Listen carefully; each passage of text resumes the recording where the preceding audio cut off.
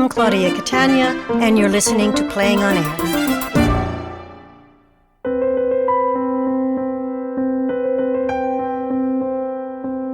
Our play is You Belong to Me by Daniel Reitz. It features Amy Ryan and Michael Stuhlbarg. We're in a New York City subway car, the number 1 heading uptown. There are only 2 people in the car. A woman, staring at a shabbily dressed man for a long time, calls his name. Robbie. Susan. God, it is you. Yes, it's me, in fact. Yep, 'tis. Robbie. Oh, gee, That's nice. Be careful. I'm hygienically challenged. I always feel bad about that. I can't believe it. Just you and me here. I know. It's been years and days and hours and minutes and months and moments, hasn't it? In fact.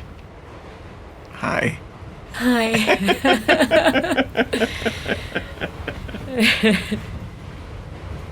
Where are you headed? Home. Home. Where's that? It's 83rd and West End. Yes. But it's very nice. It's very familiar. Great. Familiar can be very comforting. Can be. I guess I don't mean familiar in a comforting way. Oh, why not? Oh, because there was a husband there. Now there isn't. Not important anymore. But this is you. You're familiar in a comforting way. Is that possible? It is. I've thought about you a lot. Same here. I mean, my head sometimes can be impacted with people or the sound of them. But when they empty out, sometimes there's grace, rare moments, nostalgia will occur. Or I'll be able to read and something will... There, for instance, you'll be, out of nowhere, after all these years, which is very merciful. Where are you headed? Well, funny you should ask. Our alma mater. Oh, you teach. No. Because I still go up and attend lectures, readings, every now and then. Just recently I went to hear Joan Didion read. So what do, how? How am I? What do I do? I've been on disability for 12 or so years, off and on, and off, so forth. Oh, okay. How about you? I work for the Public Art Fund. I evaluate applications for things, which means I push around paper for a living, for a life, in lieu of. Yeah, I would say it's a life devoted to the arts. Well, that would be kind of you to say, but you've always been kind. Public art, all those painted fiberglass cows a while back. Yeah, that was me. Us. Everybody liked those dumb cows but me. And me. They had a nasty habit of commenting whenever I walked by. So you... Where are you in the city? I've been, how best to... homeless. Transient. In a variety of locations in and around the greater metropolitan area and beyond. But as luck would have it, one day around Christmas, last Christmas, I was on the 7 train. I'd switched from the F to the 7 at 42nd in what I thought was a desperate yet shrewd attempt on my part to give the slip to these 2 seeming secretary types who had been looking over at me and whispering in what I thought at the time had to do with a larger conspiracy. Anyway, to make a long story short, as the cliche goes, I jettisoned my plan to go to the 40th Street Public Library to get some reading done and stay warm. It's pretty accommodating. They are there, so long as you don't sleep, or at least snore, which isn't much of a problem, as I rarely sleep anywhere. I escaped these two girls and was riding somewhere, and while I knew I was successful in temporarily giving them the slip, so to speak, I was also suddenly feeling, quite frankly, a little end of the line like, because I knew I couldn't go on escaping. And as I said, it was Christmas, which only exacerbates the circumstances, but then there was the sign glowing out at me as I rolled along on this train. Feeling depressed? Free treatment from the Columbia University Depression Evaluation Research Department. I actually laughed. Our alma mater reaching out to me, calling my name, as it were. Been trying to stay on track with the medication they're giving, gratis. And, it looks as if this little studio in Queens might be opening up. Someone at the clinic keeping an eye open for me, and here you suddenly are. My life is complete. Whoops. Oh, my glasses. My glasses. You probably never even realized how smitten I was with you. How exotic you were. Exotic. You weren't from Larchmont or the Upper East Side. You didn't go to Dalton. Nope. No. Sure didn't. Nope. You did it all on your own. And that's what so enthralled me about you. You'd already read everything with no guidance from anyone, and you carried it all in your head.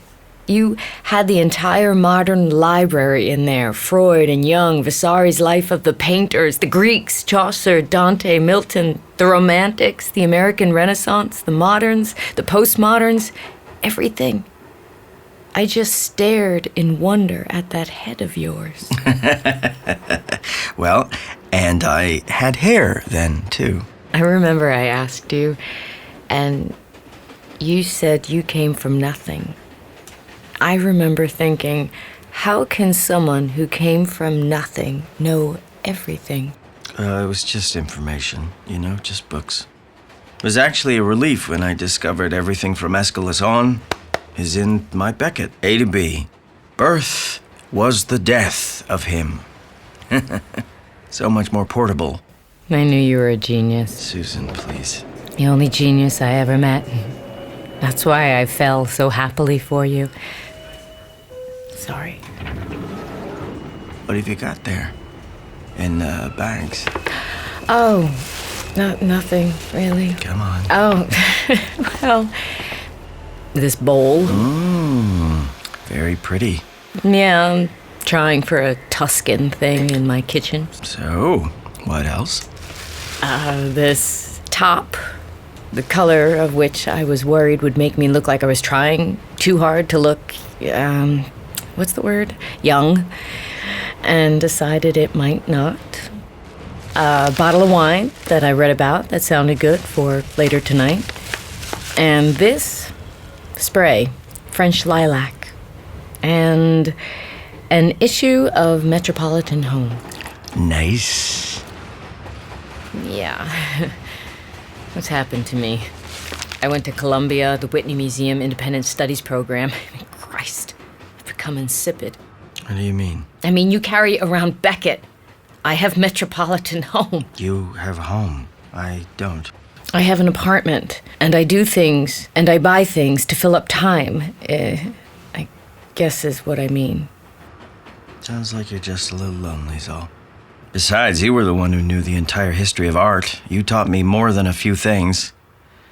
It's one thing to have read Vasari, but imagine not knowing the difference between analytic and synthetic cubism. You knew the difference. Oh, what about your uncanny ability to tell the difference between a Braque and a Picasso? Who else could expound with exactly equal enthusiasm on a Duchamp ready-made urinal and a Bellini Madonna? And I certainly never looked the same way at Eva Hess after I met you. And that color top is most definitely not too young for you. Would you like to come to my place for some of this wine I bought? Gee, Susan, I haven't touched alcohol in years. Then just come over. Well, I have this appointment, Hate to disappoint. I wondered and wondered what had happened to you since then. Well, it's been a rough 12 years. Is there a way I can reach you, if that's okay? Well, I'm not really reachable. Kind of here and there, you know? Well, can I give you my address and phone number? Oh, okay. Sure. Great. Right there, on my Beckett. Never leaves me. You please call me, will you? Or here, just take my cell, just take it. No. And you can call me whenever you want. You call me if you're in trouble or... No, I can't. I'll lose it. It'll get stolen. It's okay. Well, here, at least... Susan, no. No. I want you to take all the money I have. I have 5, 6, 7, 8... Christ! It's okay. No, it's not okay. I'm an idiot. I had all this money today, and I could have given it to you. Do you know I spent $4 on a freaking cappuccino and $5 on a magazine? I mean, do you know how much this stupid spray cost? $22 and $30 on a bottle of wine. I would have given it all to you. I don't want your money. What do I do? Well, why don't you spray me? No. I'd really like that. Really. Come to my place, please. You could take a bath. No, just give me a little spritz. Go on. Nice. Susan, you know, you don't have to look so sad there. I don't. Do you know how much you meant? I think your stop's nice. Look, I'm just not prepared to leave you like this, okay? I'm just not. So until you... Why don't you just stay at my place? I have the room. Actually, I really like being by myself. See, it's funny, but I don't. Do you know how far my life has gotten from me? All too well. For a second, I thought this was a second chance. Maybe. Being handed to us. Me. You. If I may be so bold. Second chance for what you might ask. 18 years is a long time. Isn't it?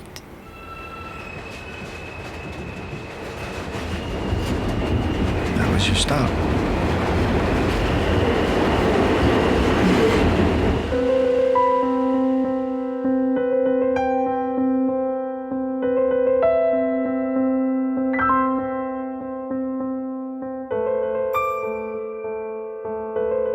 That was You Belong to Me by Daniel Reitz. You heard Amy Ryan as Susan and Michael Stuhlbarg as Robbie. I'm so pleased to welcome Daniel Reitz, the playwright of You Belong to Me. Thank you for being here. Thank you. Did you choose to set this play in a subway car so the characters are essentially captive together? The play was originally produced in a festival at HB Playwrights Foundation, and every year we did plays set in a location, a particular location, and that year was Subway. So that's how this play came about. Is it fun writing with constraints like that? Yeah, actually it is. It's very freeing actually to have constraints. It's ironic, but it really does work in your favor when you have to kind of limit, and when it's limited for you, it does actually open up things for you. How did you settle on the title, You Belong to Me? Well, it's a song, and I generally don't like to just lift from something. It can be a little cute to do that or a little coy, but in this case, it did really seem to speak to the characters and what they each meant to each other, and that there's a piece of them in each of them. And in that sense, the idea of belonging, or that someone belongs to someone else, felt very right. How does that song go? Well, I'm not going to sing it for you, but Shucks. Bob Dylan did a beautiful version of it. But it's about longing, and it's about how no matter where you are in the world, I will always have you in me. Susan is very believable. Have you always been able to create female characters with that kind of ease? Is it something you get better at with time? I think it's her longing and her humanity and her compassion and her feelings of regret and how her life has gone. That's something that I think everybody can identify with. And she presented herself to me very clearly, who she was, what her background was, what her life was at this point in her life. And it was a very easy part to write, male or female. There's many references to art and literary figures in this short play. And in actuality, probably only a small percentage of people are familiar with those references. Does that bother you or concern you? It doesn't bother me. I hope people would maybe, if they don't know who Ava Hess is, that would be nice if they looked her up. She's an amazing artist. Or if they decided to pick up Vasari. I mean, I love, that's something that is very important to me, the world of visual art, and my brother's an artist. And so it felt very organic to have Susan be in that world. And so it was kind of fun to be able to talk about all those people who mean a lot to me. And the world of art, visual art, means a lot to me. And I like to bring in different aspects of cultural experience, which can enlighten and hopefully interest people. What appeals to you about writing for theater as opposed to for TV or films or writing books? The immediacy of it. I love actors. I love working with collaborators. That's something that the one-on-one that you get as a playwright as opposed to those other mediums. It's not the same in those others. They offer different things too, different rewards, but I think it is the one-on-one. I love collaborating with other theater artists. It's so much more social than the actual act of writing. It is. You'd say writing is kind of antisocial, I guess, in that you kind of have to want to be alone to do it. And you have to be alone. You can't have the distractions in order to really do it when you're doing it. But yes, you leave the room and then you go into the theater, and that's great. Then you can share it with people. I'm very glad you go into the room and that you come out of the room and that you write such beautiful plays. Thank you so much for being here. Thank you. You've been listening to Playing on Air, great American short plays with great American actors.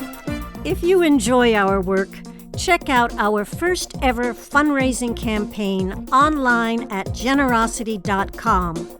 Your support is vital and vastly appreciated. For Playing on Air, recording and sound design by John Kilgore. Theme music and play music by Tom Kochan. Sasha Spitzer is our assistant producer. Literary and development work by Sanford Wilson. For Playing on Air, I'm series producer Claudia Catania. Thanks for listening.